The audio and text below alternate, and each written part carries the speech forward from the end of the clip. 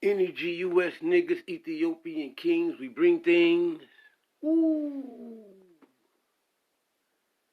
Any GUS niggas, Ethiopian kings, we bring things. Them some lyrics I wrote back in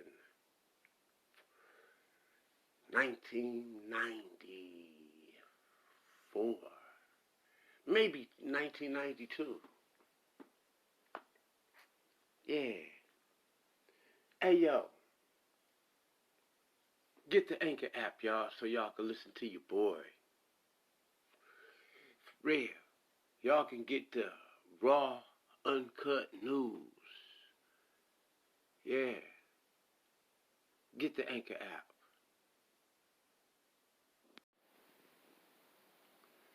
Peace, peace, peace, peace, peace and blessings to all who are blessed to hear these great words that will emanate from my mouth. This is Yasha Ben-Yishrael for the Yasha Ben-Yishrael podcast show, the Terry Whitfield show. Yes. Today I'd like to talk about history, one of my favorite subjects.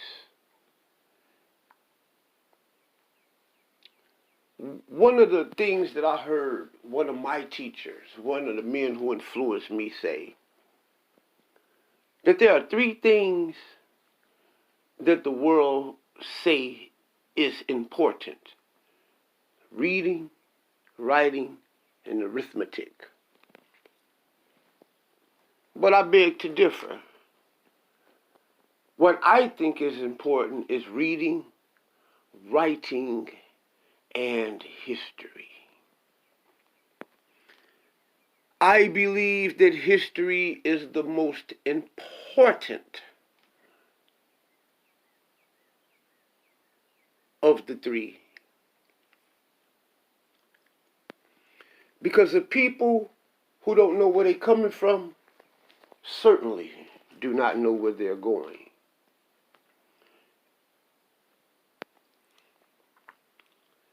And the people who don't know how to gauge whether they are winning certainly cannot tell if they are losing.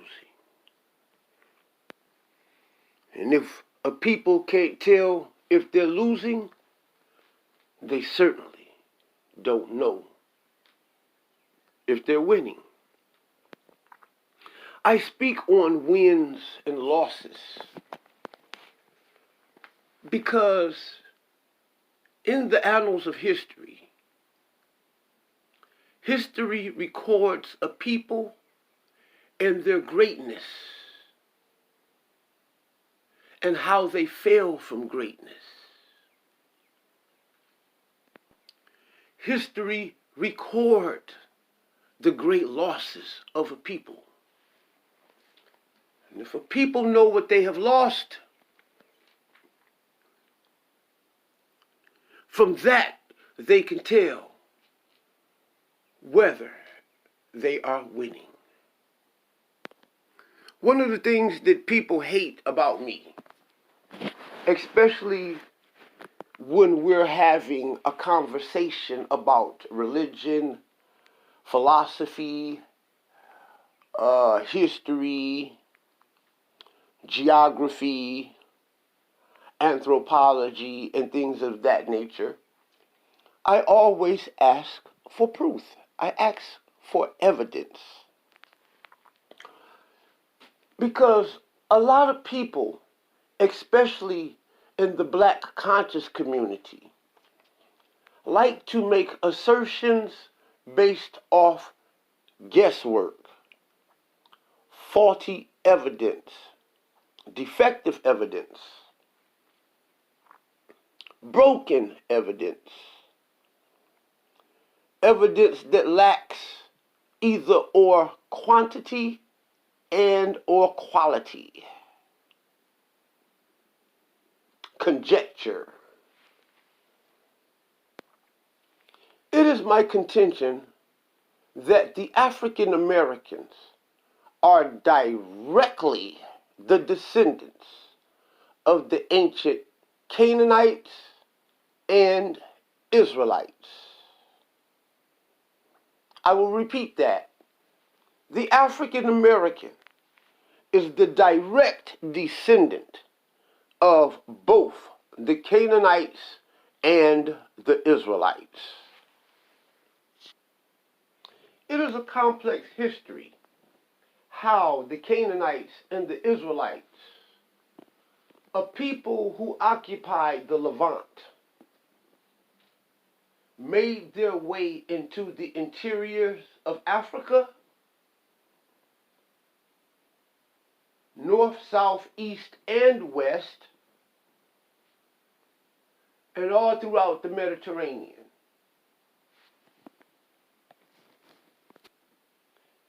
There were several waves of Africans migrating into the exterior of Africa,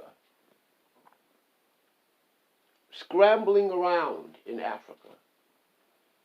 These waves, you'll find them recorded in history as the Bantu expansion.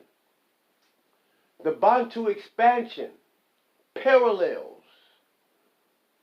the many diasporas and the dispersions of the children of Israel as well as the Canaanites. One thing that I do not like to do is deal with conjecture. For I know that the answers to your quest, when you're looking to understand who the African American is recorded in the pages of history. When people speak about the African American and speak of history of Africa in general, I ask for proof. Because what happens is that many people like to make assertions that are just outlandish. And these assertions just be their misinterpretations of history. So I ask for proof and evidence where they can go down through the annals of history and show me where they arrived at this conclusion and how what they read brought them to that conclusion. For a lot of times, what they are reading and what they are concluding are not even related. This is mostly whom I'm speaking of, guys that are in the so-called black conscious community. Mostly your so-called Pan-Africans and your Comedics and your atheists. Those who mostly have a problem with black people embracing the Bible, embracing the God of the Bible, and worse, embracing the people of the Bible. Irregardless to the fact that almost all of your biblical texts that we have today were compiled, written, composed, and even canonized in the interiors of Africa. These same group of people would love to refer to the biblical text, the Septuagint, and the Tanakh as white people's writings or the white man's book. The logic that the language of these texts are of Indo-European nature and not of Afro-Asiatic nature, it is through conjecture and guesswork that they conclude by a bad juxtapositioning of history to give a negative, bad, and bold desired effect that is erroneous to history, instead of letting the words of history spell itself out as it is. It is because when people are doing that, they have a very deceptive and snaky, erroneous decision. And I have a great rage about that because I have a problem with the miseducation of the Negro, Carter G. Woodson. Big ups to you, big homie. With the miseducation of the Negro and all of the things that he has been through in America. We're talking about a people who the law made it illegal for these people to read. And you want to sit up there and continue to feed nonsense and bullshit to black people? It is ridiculous to deny them their history.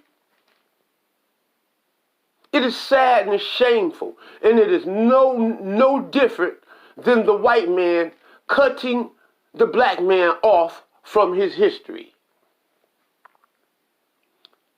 making him forget his connection to the great empires that he created in northern and western Africa. What these disingenuous people are doing is no different than when the master took the whip and asked Kunta Kinte what was his name, and he said Kunta Kinte, and he beat him until he said his name was Toby. He denied him the right of who he was. And they did it at all stops. The historical proof and the evidence that the African Americans are the direct descendants of the biblical Israelites and the ancient legendary Canaanites. I will begin to lay that out shortly. The African Americans are the Berbers. How do I know this? I am African American, and I am a direct descendant of the Berbers. I have close connections with the Masmuda, the Sanhaja, the Amizag, the Tuareg, the Mozabites. Very, very close connection to them. How do I know this? First-hand DNA genetic evidence. I have taken several DNA and genetic tests.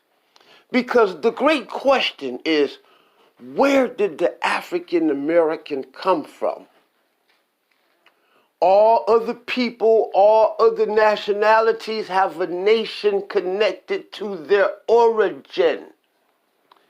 And our origin did not start here in the Americas. And contrary to popular belief, nor did we fall from the sky. So the African Americans are the Berbers. They are the Moors of history. Yes, the African Americans are the great Moors of history. I like to supplant the word Berber for the word Moor. Both of those terms are important because they both are recorded in the annals of history, and they are the same people. But what must be understood is that the term Berber was a term that mostly the outsiders referred to them as such.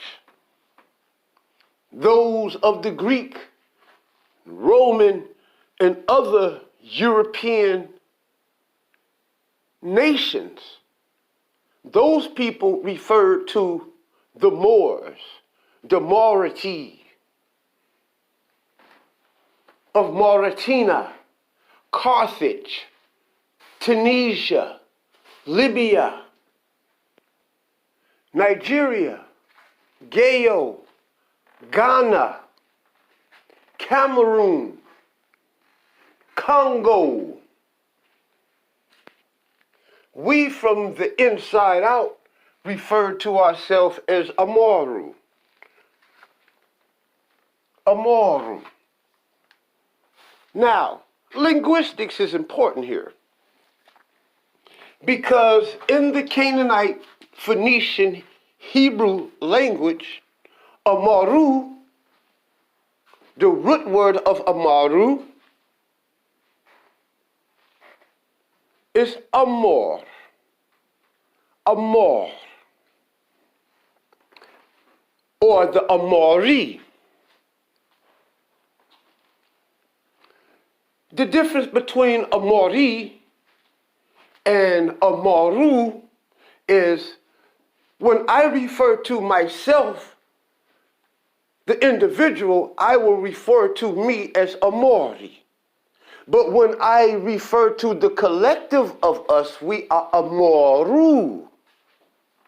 So we're going to focus on the word Amor in the Phoenician, Hebrew, Canaanite language. And I would even go as far as saying the ancient pre-Islamic Arabic language. The word Amor, Amori, is the Amorite. Yes, the word Amori is the Amorite.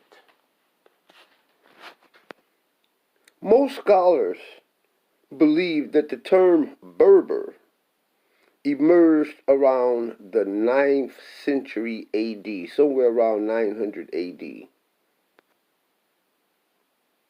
The Arab historian Ibn Khaldun talk about in his writings the history of the Berbers and their dynasties. He talks about how the term Berber appeared around the 9th century. The use of the term Berber to refer to the people of North Africa appeared only after the Muslim conquests of the 7th century. So, as I stated earlier, in the pre-Islamic Arabic, the ancient Arabic of pre-Islam, these people were referred to as Amaru, El Amaru. Okay? But with the conquest of Islam, they brought in, by Ibn Khaldun, this new word for these people called Berber. This term Berber, the Islamic Arabic-speaking people adopted this term from the Hebrews, the term Barabar, meaning the sons. Because of all of the other black and dark people of Africa, somehow the nations and the oppressors had a strong watch on the Israelite people. Somehow everything revolved around subjugating them. A conspiracy, a tumult.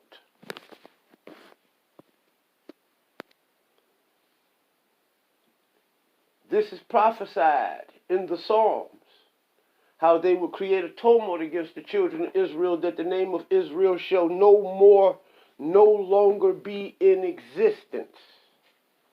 Now, cite and go deeper into that scripture, because there were many different tribes that was involved in this conspiracy.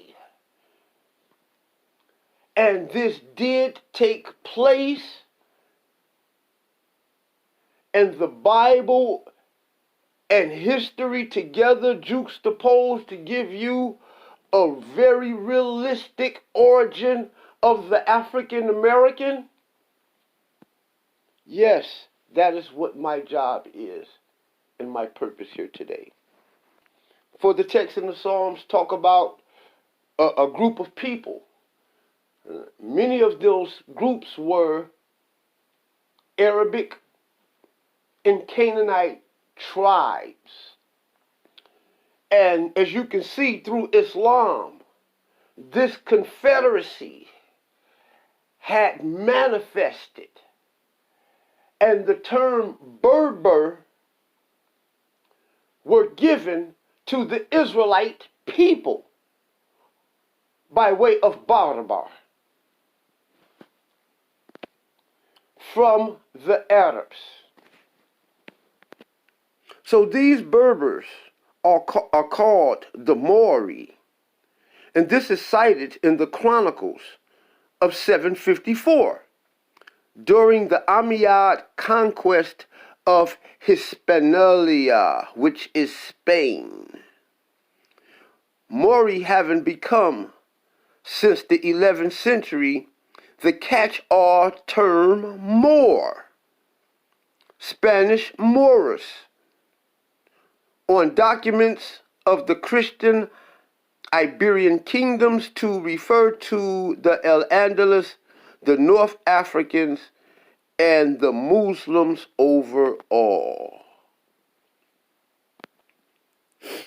According to the historian Abraham Isaac Laredo, the name Amizag could be derived from the name of the ancestor Mizag, which is the translation of the biblical ancestor Dedan, son of Sheba in the Targums.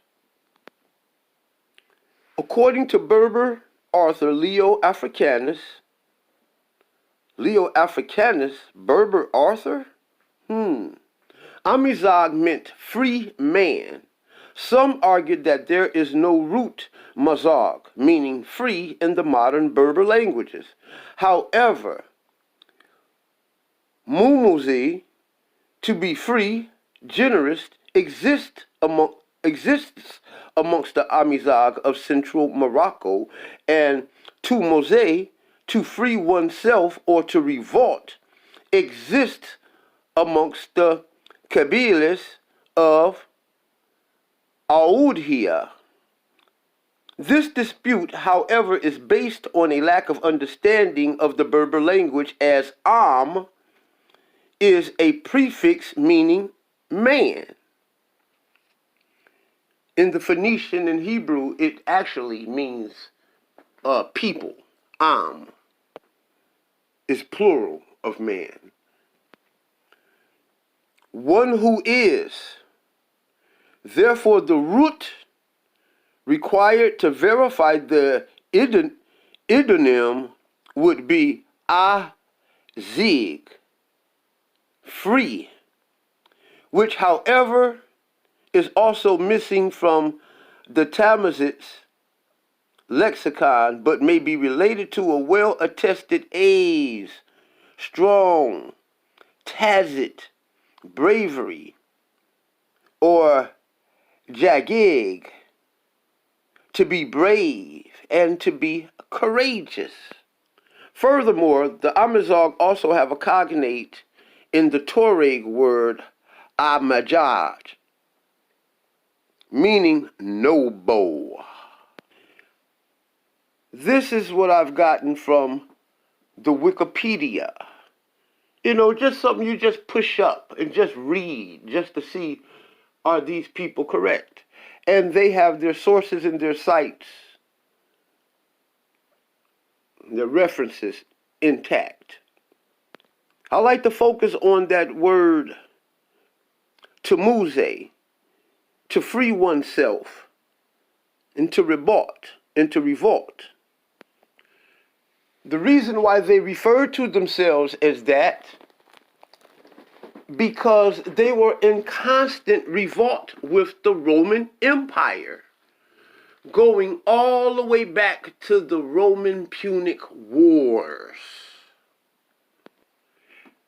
and ending with the Quito War of Carthage in 115 AD to 116 AD of the Common Era. These revolts started with the Phoenicians and the Romans and ended with the children of Israel and the Romans. Mind you that both the Canaanite language and the Hebrew language are so close that they are intelligible. The War of Quitos is important here. It is Ibn Khaldun who said that these people are called the Mezegs. Ibn Khaldun, he is the reference of that. The Mezegs, the people of the Judaen tribes. The Judaen tribe recorded in the Bible, the sons of Sheba. This lines up with the writings in the Fatoush al-Tariq, the writings of the ancient Arabs, which talked about how the Jewish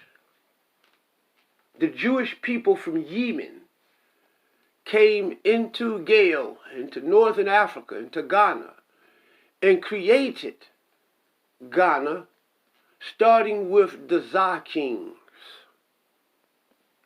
The Fatoush al-Tariq is my reference in history for this. None of the things that I say are guessed up or made up. This stuff is recorded and documented in history.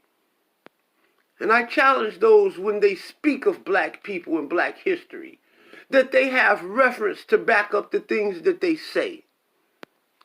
References that do not lack quality or quantity. Meaning that these references should be highly credible, and it should not lack in quantity, meaning that the information shouldn't be sparse.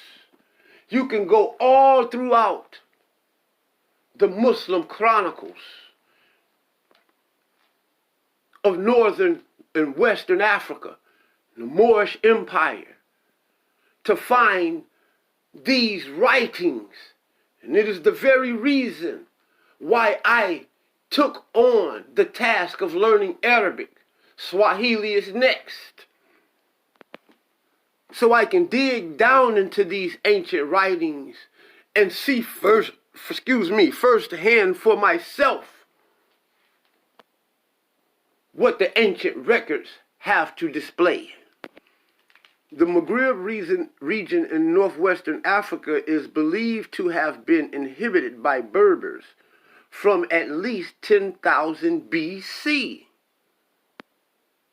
This time parallels perfectly with the time of King David and King Hiram in their creation of the Brotherhood Covenant that was carried out through King Solomon after the death of his father, King David, with King Hiram. And it was at this time that the Canaanites were mobilizing throughout the Mediterranean, 10,000 BC, and into northern and western Africa. It is at 10,000 BC that the historians have their earliest records.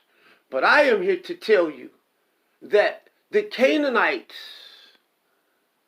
were already in this area, and they were the first people to circumnavigate the world and to actually have colonies around the world. The Canaanites are very, very old people. And they have occupied northern and western Africa from time immemorial.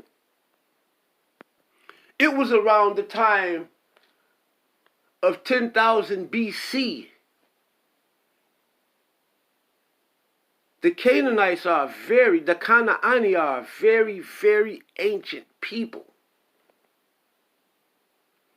And even when they had their capital in the land of Canaan in the Levant, these people had ruled and dominated all over the known world at that time, and even rivaled Egypt.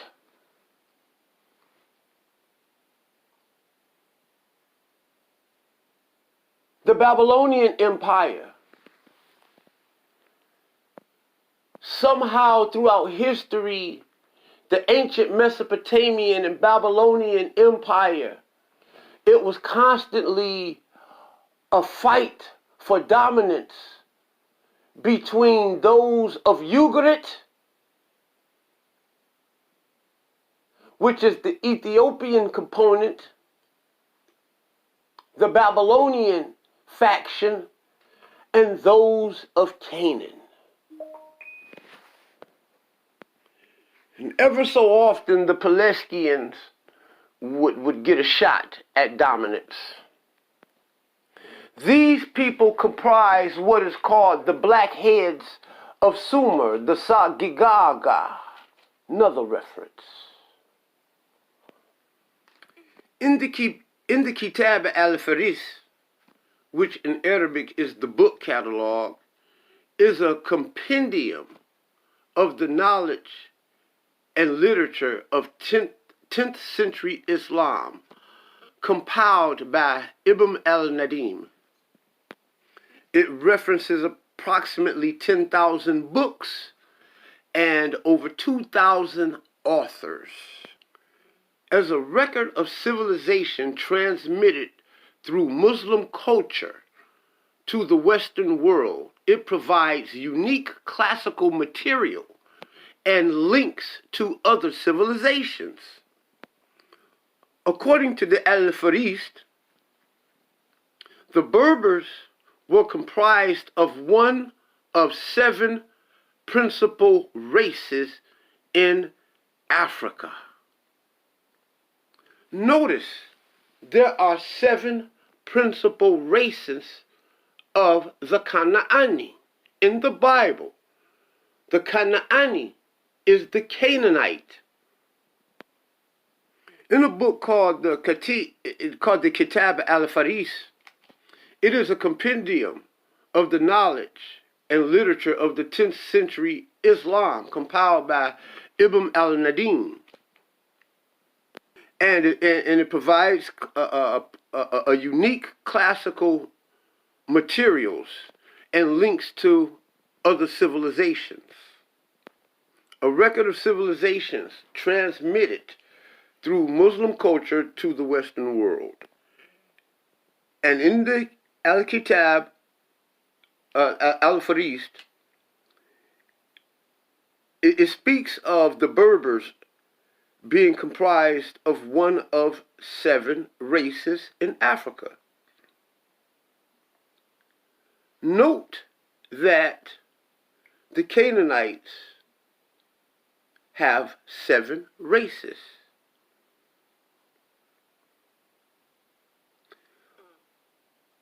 Watch me Google this. The 7 Canaanite tribes in the Bible. According to Wikipedia, when enumerated separately, one of the 7 nations is called Canaanites, while the others are called the Amorites, the Gargashites, the Hittites, the Hivites, the Jebusites, and the Perizzites. The 7 nations of Canaan in Africa. There's 2 popular opinions about the origins of the Canaanites in Muslim chronicles. One of them is by Ibn Khaldun. He was a Tunisian historian from northern Africa around 332 to 406 AD. He recounts the oral histories and traditions prevalent in his day. He sets down two popular opinions as the origin of the Berbers. According to one of the opinions, they are descended from the sons of Canaan, sons of Ham, and have for ancestors Berbers, sons of Tamala, sons of Mizag, sons of Canaan, sons of Ham, sons of Noah. Alternatively, Abu Bakr, Muhammad as Sauli in 747 AD held that they were the descendants from Berber, the sons of Calaujuum, which were the Casluhim, sons of Misriam, sons of Egypt, sons of Ham. This is what Ibn Khaldun had to say. They belong to a powerful, formidable, brave, and numerous people, a true people, like so many others of the world has seen, like the Arabs, the Persians, the Greeks, and the Romans. The people who belong to this family of people have inhabited the Maghreb since the beginning. I told you that these people have been there since time immemorial. They have been there since writing has become popular, because through this branch of people, writing became popular. And there was no real, intelligible, largely understood, comprehensive form of writing in existence until they created it. And they created it long after they existed. For they also were involved with the understanding of the cuneiform and the Egyptian hieroglyphics. Why? Because we have two records stating that these people evolved from both Egypt and Canaan. It reminds me of a story that I heard of noble Judaen talking about how the Pharaoh of Egypt granted the land of the northern and western parts of Africa to the Canaanites after Joshua conquered the land of Canaan. Fits right on into history, don't it? Huh? Big ups to noble Judaen. As of about 5000 BC, the population of North Africa were descended primarily from the Ibero-Maurusian, meaning Ibero-Hebrew Maurusian Moors, the Hebrew Moors, the Hebrew Amorites, and Caspian cultures.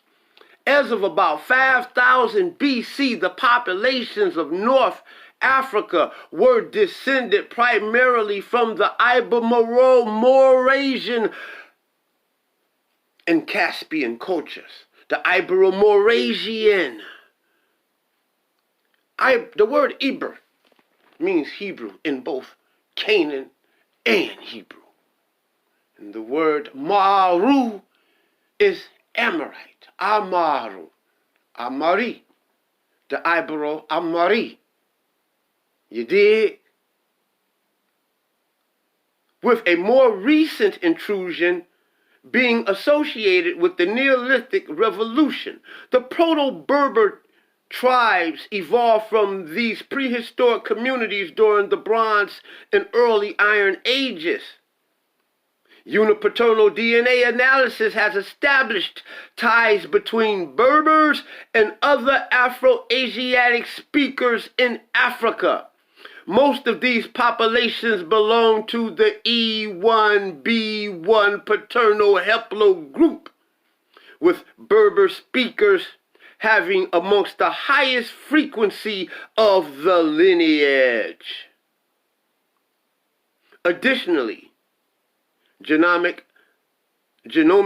analysis found that the Berbers and other Maghreb communities are defined by a shared ancestral component that originated in the Near East. That's Middle East, y'all. Israel and Egypt and Canaan. This Maghrebi element peaks among Tunisian Berbers. This ancestry is related to the Coptic Ethio-Somali, having diverged from these and other Eurasian affiliated components before the Holocene. Now, there was a time when the Phoenicians came in amongst the Berbers. And initially they were the same people.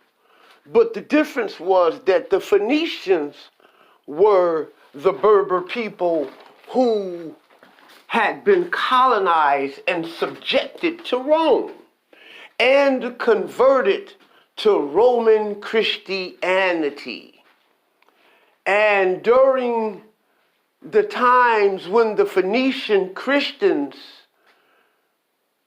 were dominating and living in Carthage and setting up Christianity in Carthage. Mind you that the Bible was canonized in Carthage in the 9th century. During this time, the non-Christian Berbers, Amorites, Canaanites, they would sack the monasteries. This is that word we were talking about earlier. The word the Am word, and the word that meant how they named themselves the free people and the people of the revolt, because they were the revolutionary people. Now, mind you that during the Punic Wars and prior, the Phoenicians dominated the land.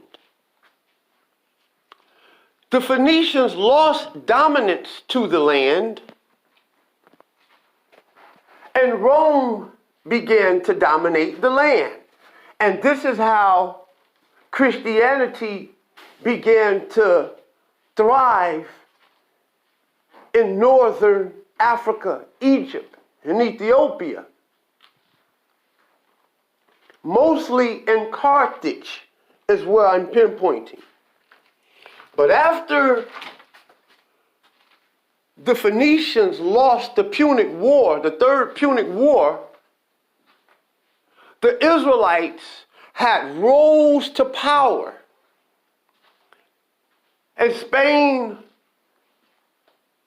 was known at this time, when the Israelites rose to power, as Iberia. For prior to that, it was known as the lands of Tyre and the lands of Tarshish during the time of the Phoenicians. And when they lost the war, the Israelites became dominant in the land. And they dominated the land through constant revolts, which erupted right there in Carthage. One of these revolts was in 115 AD. This was after the 9th century, when the Bible was canonized there in Carthage.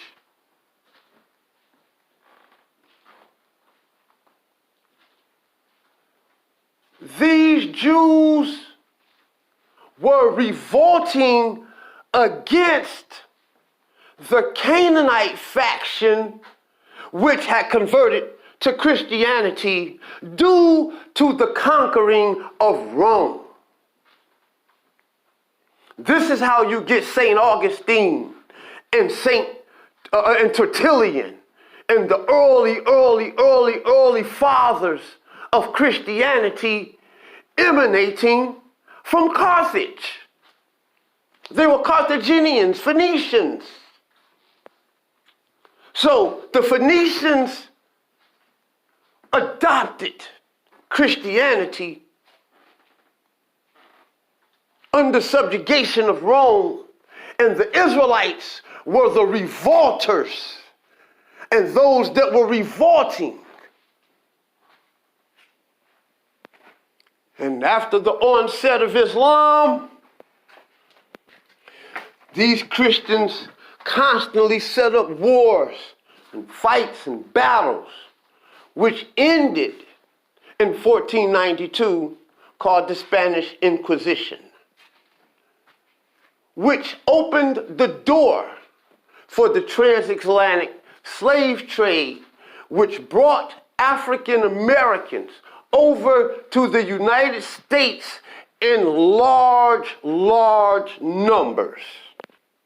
I'll conclude this segment with the Jewish Virtual Library, the Ancient Jewish History, Berbers, Ancient Jewish History, Table of Contents, Hillel and Shemaiah Uriel. Berbers, indigenous North African tribes who originally spoke dialects of Berber language. Medieval Arabic writers ascribed the ancestry of the Berbers to Goliath, the Philistine, and maintained their Canaanite origin.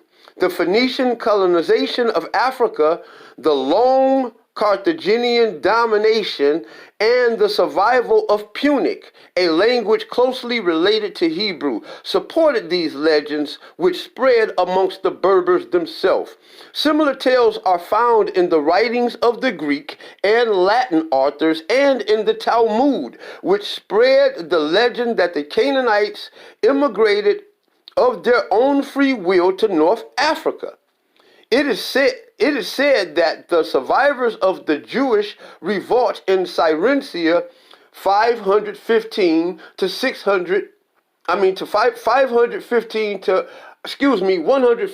to 116 CEE found refuge amongst the Berbers of western Libya. Scholars have frequently claimed that the Jews desired to proselytize found a favorable atmosphere amongst the Berbers from the 1st to the 7th centuries. Man, that's a long time.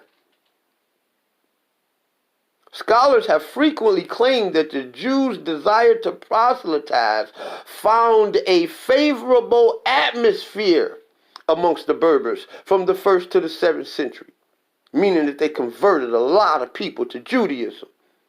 African Christianity, whose early converts were Jews, clashed with Jewish proselytism. Archaeological discoveries, epigraphs, and writings of the Christian scholar Tertullian and St. Augustine, indignant at the growing Berber conversions to Judaism, attested to these facts. The persecutions by the Byzantine forced Jews to settle amongst the Berbers in the mountains and desert regions. Ibn Khaldun confirms the existence of a large number of proselytized Berbers to Judaism at the time of the Arab conquest of Africa. Hence, Dahir el-Kahina. The Islamization of these countries, however, did not abolish all previous beliefs. Christianity was abandoned rapidly. Judaism continued to exist, and from Tripoli to Morocco, modern ethnographers and anthropologists encountered small groups from who they called Jewish Berbers. These isolated groups of Jews lived in the high mountains of North Africa until the last few decades. Some scholars designed them as, in the last few decades, that's not that long ago. These isolated groups lived in the mountains until the last few decades. Some scholars designated them as the descendants of the Berber proselytes. In most cases, they eventually intermingled with the rest of the population. However, the survival of such groups to the present is now dubbed It is difficult to evaluate Jewish life in Berberi society because Berbers did not have a written history. Berber history was completely oral, thus information of Jewish life come from travelers who visited the Atlas Mountains, from a few written sources, and from interviews with people who lived in these areas.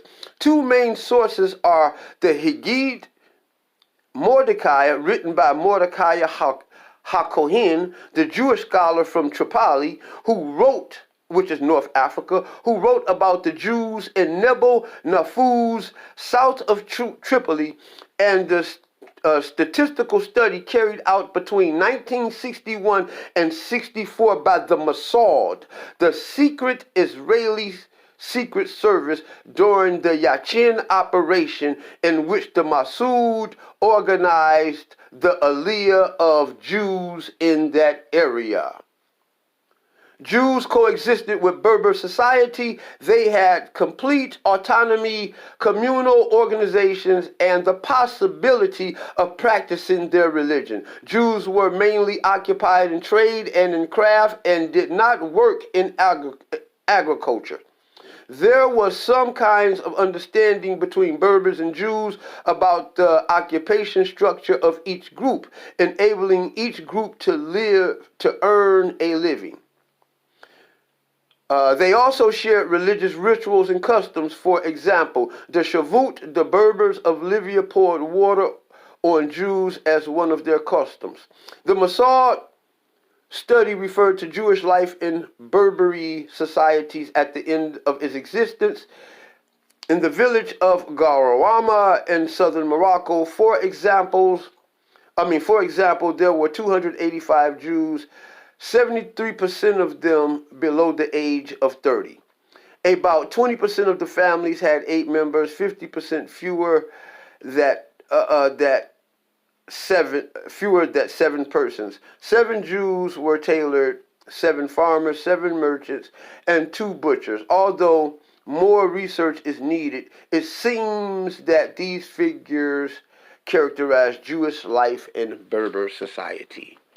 That will conclude this segment. There will be a sequel and a part 2 to this. This will be entitled The Jews, Canaanites, and Berber Connection to the African American.